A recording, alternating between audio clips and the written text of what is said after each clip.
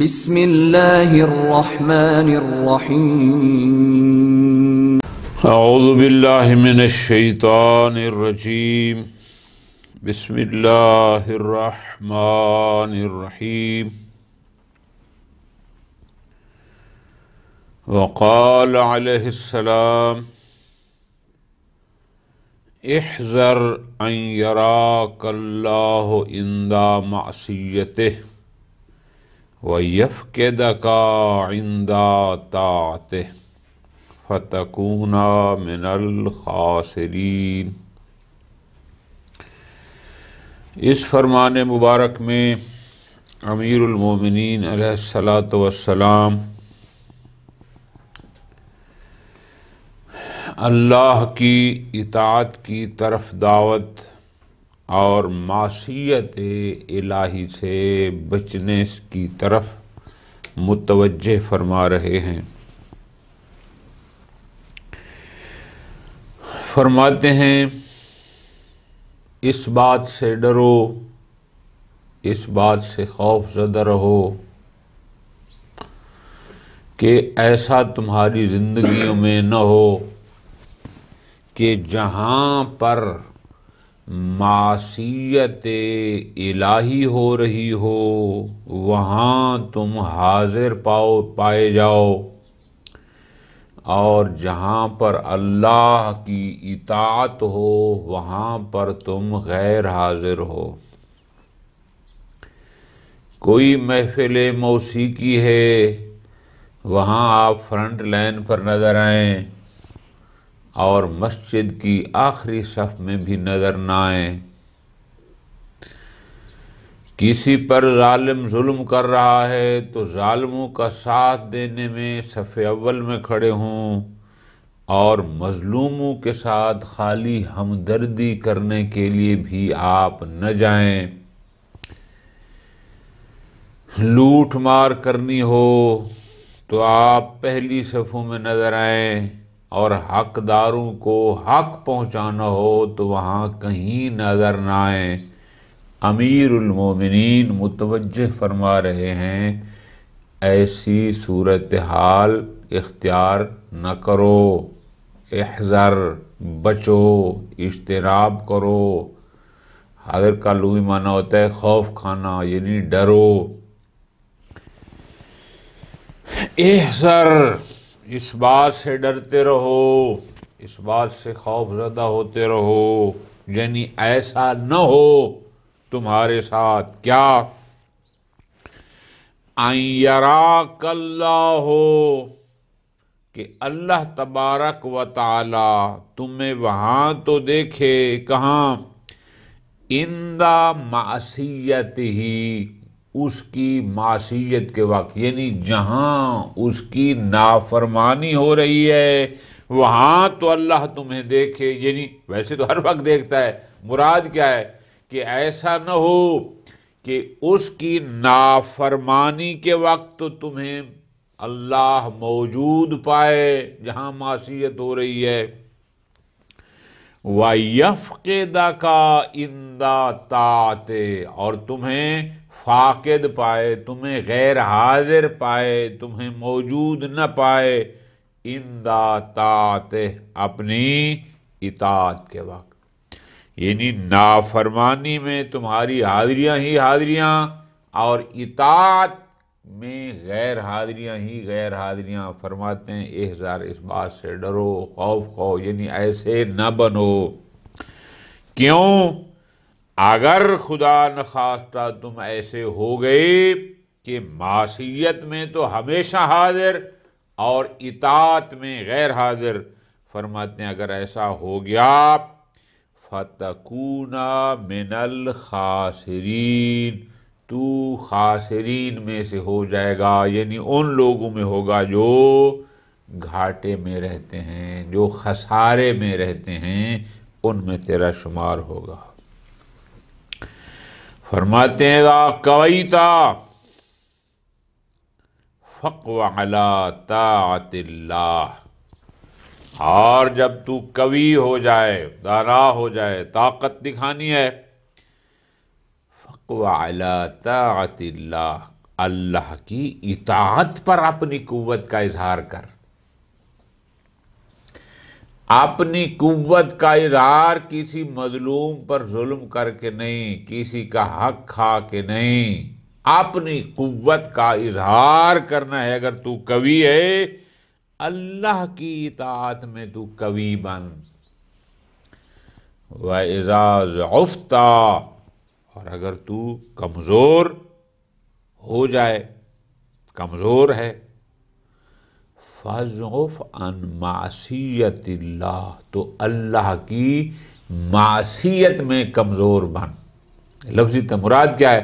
یعنی اگر تو نے طاقت کا اظہار کرنا ہے کہ میں کتنا طاقتور ہوں، تو اللہ کی اطاعت میں اپنی طاقت کا اظہار کر، اور اگر کمزوری دکھانی ہے تو اللہ کی نافرمانی کرنے میں کمزوری دکھا، حقوق کی ادائیگی میں کمزوری نہ دکھا، فرائض کی ادائیگی میں کمزوری نہ دکھا۔ مرادی معنی اس کا مطلب یہ ہے کہ طاقت اللہ کی اطاعت میں ہے۔ وقال علیہ السلام الرکون الی الدنیا، رکون کا لفظی معنی ہوتے ہے سکون، سہارا لینا، جھکنا، ٹیک لگانا، یہ معنی ہوتے ہیں۔ امیر المومنین فرماتے ہیں الرکون الی الدنیا، دنیا کی طرف جھکنا، دنیا کی طرف سکون حاصل کرنا، دنیاوی چیزوں کا سہارا لینا، مع میم اور عین، مع ما تعاین منہا، حالانکہ تو اس دنیا سے کا معائنہ بھی کر رہا ہے، یعنی دنیا کو اپنی آنکھوں سے دیکھنے کے باوجود کہ کیسے یہ فقیر کو امیر، امیر کو فقیر، صحت مند کو بیمار، بیمار کو صحت مند، عزت دار کو بے عزت کیا ہو رہا ہے، مع ما تعاین منہا، تعاین یعنی تو دے، ما تعاین تو دیکھ رہا ہے، منہا دنیا سے، یعنی دنیا کی حالت کو دیکھنے کے باوجود کہ دنیا کیا کر رہی ہے، پھر بھی دنیا کی طرف سکون حاصل کرنا، جھکنا، دنیا کا سہارا لینا۔ امیر المومنین فرماتے ہیں جہلون، یہ جہالت ہے کہ جب ایک چیز تو اپنی آنکھوں سے دیکھ رہا ہے کہ یہ دنیا کسی کے ساتھ وفا نہیں کرتی، اور پھر بھی تو دنیا کی طرف جھک رہا ہے، فرماتے ہیں یہ جہالت ہے۔ وَالتَّقْصِيرُ فِي حُسْنِ الْعَمَلِ اِذَا وَثِقْتَ بِالثَّوَابِ عَلَيْهِ، اچھے اعمال میں کوتاہی کرنا، تقصیر یعنی کوتاہی کرنا، فی حسن العمل، اچھے اعمال میں، اعمال حسنہ میں، اذا وثقت، جبکہ تمہیں وثوق ہے، تمہیں یقین ہے، کس بات کا، بالثواب علیہ، کہ اس کا نیک عمل پر ثواب ملے گا، غبن، یہ دھوکہ ہے، یہ گھاٹا ہے، یہ نقصان ہے۔ مراد کیا کہ دنیا کے حالات کو، دنیا کی حالت کو، کہ دنیا اہل دنیا کے ساتھ کیا کر رہی ہے، یہ سب کچھ دیکھنے کے باوجود تیرا دنیا کی طرف پھر بھی جھکاؤ رکھنا، یہ جہالت ہے۔ اور دوسری طرف تمہیں یقین ہے، اذا وثقت، تمہیں یقین ہے کہ اچھے اعمال پر، کار خیر پر ثواب ملے گا، اور جس نے دینا ہے وہاں وعدہ خلافی کا تصور ہی نہیں ہے، اور اس کے باوجود بھی اس میں تقصیر، کوتاہی کرنا۔ امیر المومنین فرماتے ہیں غبن، یہ غبن ہے، یہ نقصان ہے، یہ گھاٹا ہے، یہ دھوکہ ہے۔ اور آگے فرماتے ہیں وَالطُّمَأْنِينَةُ إِلَىٰ كُلِّ أَحَدٍ، ہر ایک پر اطمینان کرنا، ہر ایک پر بھروسہ کر لینا، وہ زود باور جسے کہتے ہیں، ہر ایک پر بھروسہ کرنا، قبل الاختبار، اس کو چیک کیے بغیر، اس کو پرکھے بغیر، بندے کو ابھی اختبار نہیں کیا، چیک نہیں کیا، پرکھا نہیں ہے، اس کی جانچ پڑتال نہیں کی، ہر ایک پر الی کل احد، ہر ایک پر اظہار اطمینان کرنا، اس پر اعتماد کرنا، امیر المومنین کی نظر میں عاجزن، فرماتے ہیں یہ عاجزی ہے۔ ٹھیک ہے جی، فرماتے ہیں پہلے انسان کو پرکھو، انسان کو جھانچو، اس کی معلومات لو، پھر جا کر آپ اس بندے پر اعتماد کریں۔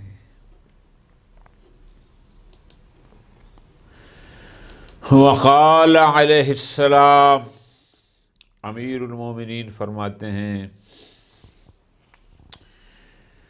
هو من ہوان الدنیا علی اللہ،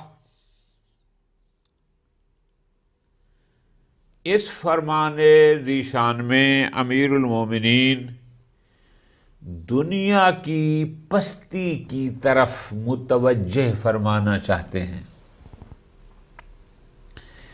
من ہوان الدنیا، ہوان یعنی حقارت، ذلت، پستی، من ہوان الدنیا علی اللہ، اللہ کے نزدیک اس دنیا کے حقیر ہونے، پست ہونے کے لیے یہی کافی ہے، انہو لا یعصی الا فیہا، کہ اس کی معصیت اسی دنیا میں کی جاتی ہے، یعنی جس دنیا میں خالق دنیا کی نافرمانی کی جاتی ہے، فرماتے ہیں اس دنیا کی حقیر ہونے کے لیے یہی کافی ہے۔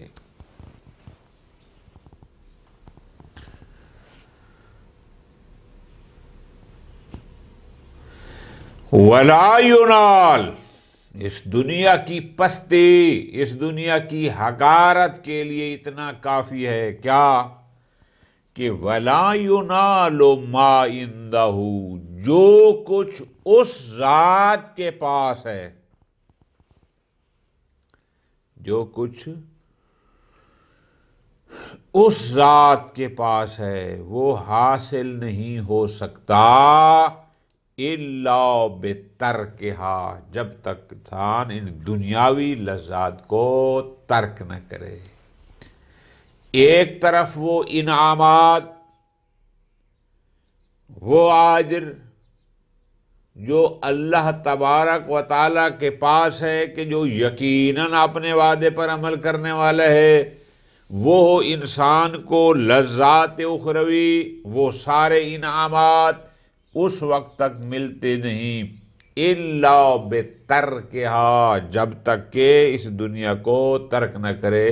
تو پس یہ دنیا اللہ کے نزدیک کتنی حقیر ہے، کتنی پست ہے، کہ جب تک اس کو ترک نہ کریں، جو اس کے پاس انعامات کا خزانہ ہے، لا ینال، اس کو تب تک پایا نہیں جا سکتا۔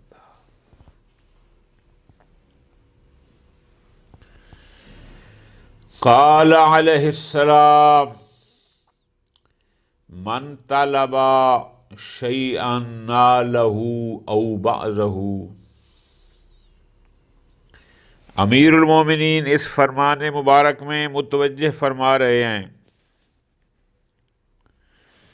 کہ جب انسان کوشش کرتا ہے، محنت کرتا ہے، کسی شے کے حاصل کرنے میں لگ جاتا ہے،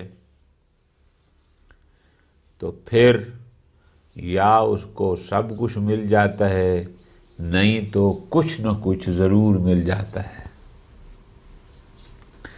اس لیے ہم جب مدارس میں داخل ہوتے ہیں تو ہمارے ابتدا میں اساتذہ یہی رہنمائی کرتے ہیں کہ آپ کا ہدف یہ ہو کہ میں ایک مجتہد جامع الشرائط بنوں گا، اور پھر محنت کرو، اگر بن گئے فبہا، نہیں تو کچھ نہ کچھ کسی حد تک پہنچ جائیں گے۔ اس لیے کہ آپ کا مقصد، آپ کی منزل جتنی بڑی ہوگی، جتنی اعلیٰ ہوگی، آپ کی محنت بھی اسی حساب سے ہوگی۔ دنیاوی امور میں دیکھیں، کئی لوگ 6 دفعہ الیکشن لڑتے ہیں، ہار جاتے ہیں، بالآخر ایک دن جیت بھی جاتے ہیں۔ دنیاوی لوگ، ایک کاروبار کیا، دوسرا کیا، پیسہ کمانا ہے، کچھ کما جاتے ہیں، نہیں کچھ نہ کچھ مل جاتا ہے۔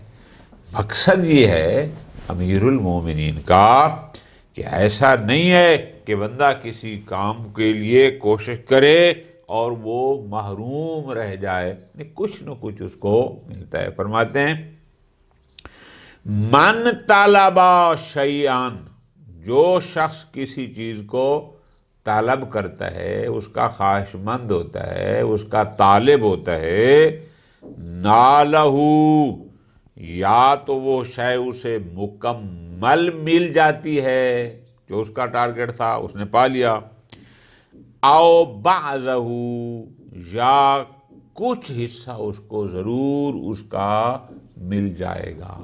اور اردو کے لیے اس کا استعمال جو ہوتا ہے، جملہ بڑا معروف ہے کہ جو اندہ یا بندہ، کہ جو طالب ہوتا ہے، جو طلب کرتا ہے، کوشش کرتا ہے، بالآخر وہ پا لیتا ہے۔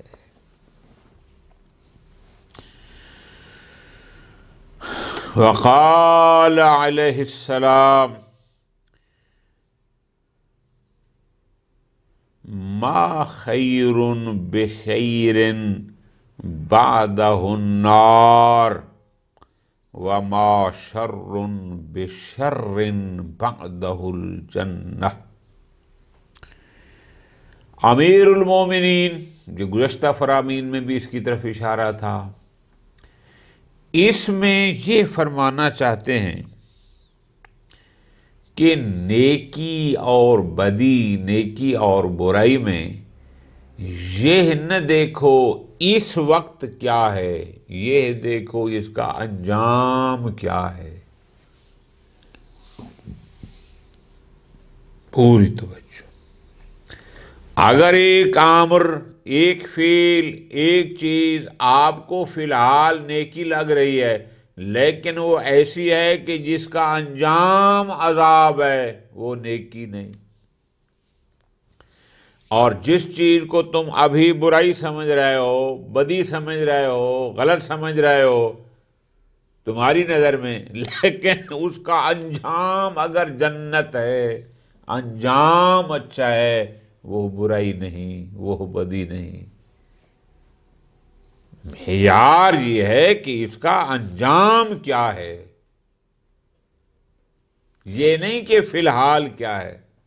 پیچھے بھی آپ کو یاد تھا، فرمان آیا تھا کہ الحق ثقیل والباطل خفیف، تقریباً وہی مراد ہے یہاں پر بھی۔ فرماتے ہیں وَمَا خَيْرٌ بِخَيْرٍ، کوئی بھلائی نہیں، ما خیرن بخیر، نیکی، بھلائی، اچھائی نہیں، کون سی؟ بعدہ النار، جس کا انجام عذاب ہو۔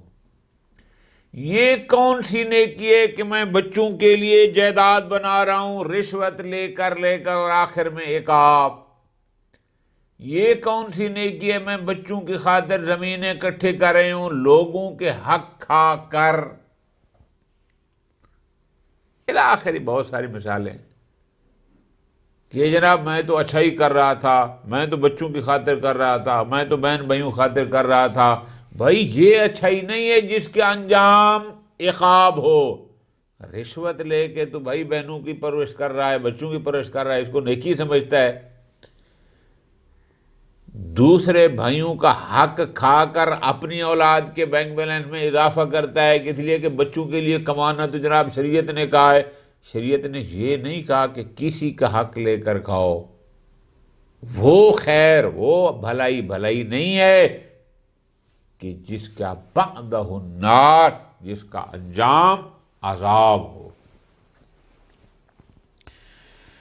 وَمَا شَرٌ بِشَرٍ، وہ برائی نہیں، بعدہ الجنہ، جس کے بعد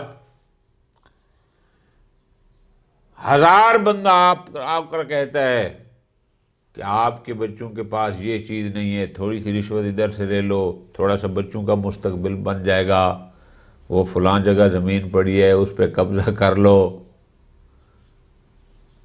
آپ کے بچے، بیوی بچے بھی آپ کو یہ کہتے ہیں، لیکن آپ ان کی بات نہیں مانتے۔ اعلیٰ ظاہر وہ کہیں گے جی بڑا عجیب آدمی ہے جی، بچوں کا خیال نہیں کرتا، غیر کا خیال نہیں کرتا، یہ اس کے پاس وسائل تھے، لیکن آپ کیوں نہیں کرتے؟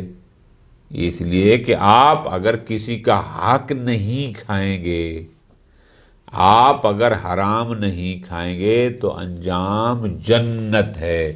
امیر المومنین کی نظر میں جس برائی نہیں ہے جس کے بعد جنت ہو۔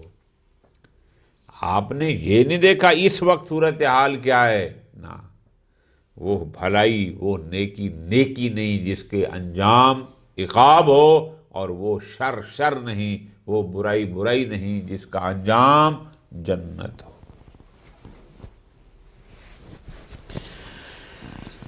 کل نعیم دون الجنت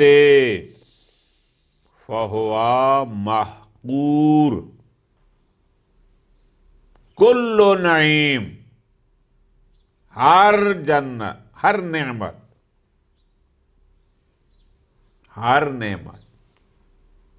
جس کو تم نعمت سمجھتے ہو، وہ بینک بیلنس ہے، وہ کار ہے، وہ بنگلہ ہے، وہ جائیدادیں ہیں، سب، ہر نعمت جنت کے سامنے، کل نعیم، ہر نعمت، دون الجنہ، جنت کے سامنے، فہو محقور، وہ حقیر ہے، وہ پست ہے۔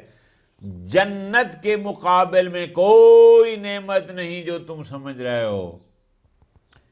وَكُلُّ بَلَاءٍ دُونَ النَّارِ، اور ہر بلا، ہر مصیبت، ہر سختی، دون النار، جہنم کے سامنے، عافیت، وہ راحت ہے۔ ایک طرف دنیاوی مشکلات اور دوسری طرف نار۔ امیر المومنین فرماتے ہیں عذاب یعنی جہنم کے مقابل میں یہ دنیاوی مصیبتیں عافیت ہیں، راحت ہیں، یہ اس کے مقابل میں کچھ بھی نہیں ہیں، صفر ہیں۔ اسی طرح یہ دنیاوی نعمتیں، یہ دنیاوی جو چیزیں آپ کو ظاہراً اچھی نظر آ رہی ہیں، یہ سارے جنت کے سامنے محقور، حقیر ہیں، پست ہیں، کچھ بھی نہیں ہیں، کوئی ان کی پرسنٹیج ہی نہیں بنتی جنت کے مقابلے میں ان نعمات کی جو تو سمجھ رہا ہے کہ یہ بڑی لذت بخش ہیں اور بڑی بہترین ہے۔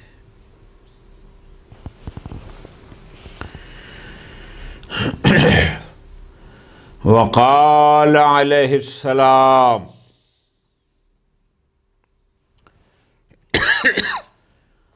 امیر المومنین اس فرمان مبارک میں ہمیں کچھ مصیبتوں کی طرف متوجہ فرما رہے ہیں۔ لطف لینا ہے کہ فلاں مصیبت فلاں سے بڑی، فلاں مصیبت فلاں سے بڑی،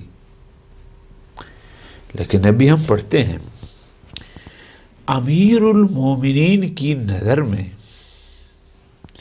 یہ جو ظاہری مصیبتیں ہیں، ظاہری مصیبتیں، غریب ہونا، محتاج ہونا، فقیر ہونا، پیسے کا نہ ہونا، جسم میں کوئی بیماری لگ جانا، یہ جو جسمانی بیماریاں ہیں یہ ساری مصیبتیں ہیں، لیکن امیر المومنین ان ظاہری بیماریوں سے بڑی بیماری اور بڑی مصیبت روحانی بیماری کو قرار دے رہے ہیں، اور وہ ہے دل کی بیماری۔ ہارٹ اٹیک نہیں، وہ تو جسمانی ہوتا ہے، منافقت، جس کا دل ٹھیک نہ ہو۔ یہ نہ سمجھنا کہ بیماری وہی ہوتی ہے جو جسم کو لگے، پھوڑا نکل آئے، فلاں ہو گیا، بخار ہو گیا، نزلہ زکام، نہ، آپ کا روح بھی بیمار ہوتا ہے۔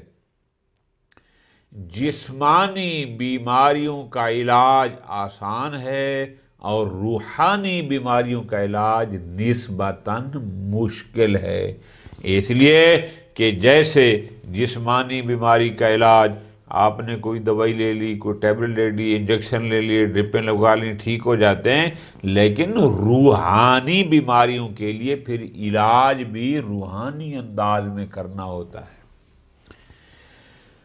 امیر المومنین فرماتے ہیں الا، متوجہ کرنے کو ہوتی ہے، آگاہ رہو، اس بات کو جانو، متوجہ رہو، کس بات کی طرف؟ وَإِنَّ مِنَ الْبَلَاءِ الْفَاقَّ، کہ مصیبت میں سے ہے فاقہ، یہ نہیں فقر و فاقہ، مال کا نہ ہونا، یہ ایک مصیبت ہے، اور ہم نے پیچھے پڑھا تھا کہ فاقہ کی زینت کنات ہے۔ ان من البلاء یعنی مصیبت میں سے ہے الفاقہ، مال دنیا کا نہ ہونا، فقیر ہونا، محتاج ہونا، یہ کوئی شک نہیں کہ یہ مصیبت ہے، لیکن امیر فرماتے ہیں وَأَشَدُّ مِنَ الْفَاقَّةِ، لیکن اس فاقہ سے بھی، فقر سے بھی زیادہ سخت مصیبت مرض البدن، جسمانی مرض ہے۔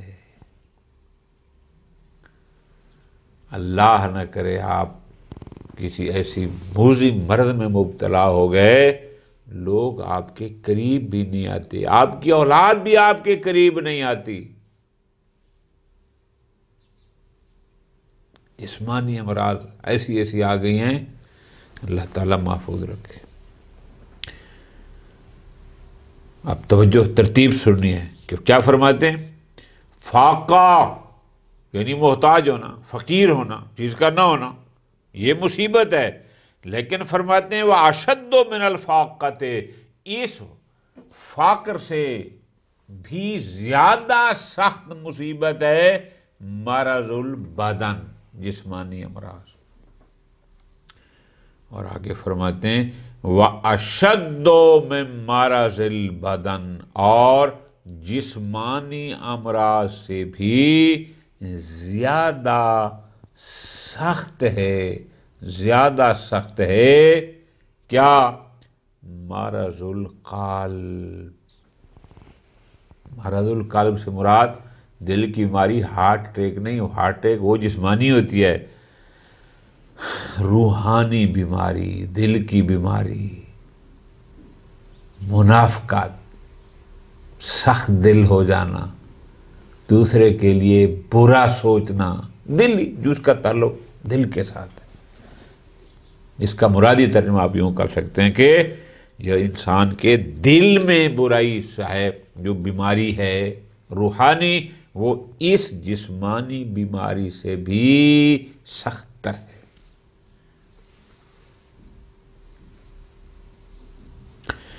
الا، پھر دوبارہ فرماتے ہیں الا، متوجہ رہو، آگاہ رہو، یاد رکھو، اِنَّا مِنَ النِّعَمِ سَعَةُ المال، اللہ کی نعمتوں میں سے ہے مال کی فراوانی۔ اگر آپ کے پاس مال وسیع ہے، اللہ کی نعمت ہے، ٹھیک، لیکن افضل من سعۃ المال، وسعت مالی سے بے بڑی چیز ہے صحت البدن۔ لوگوں کے گھروں میں انواع و اقسام کے کھانے پڑے ہوتے ہیں، ہم دیکھتے ہیں کہ وہ کھا نہیں سکتے، کیوں جی؟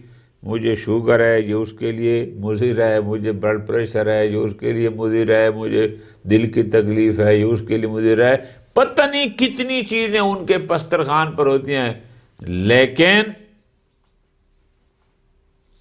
استعمال نہیں کر سکتے۔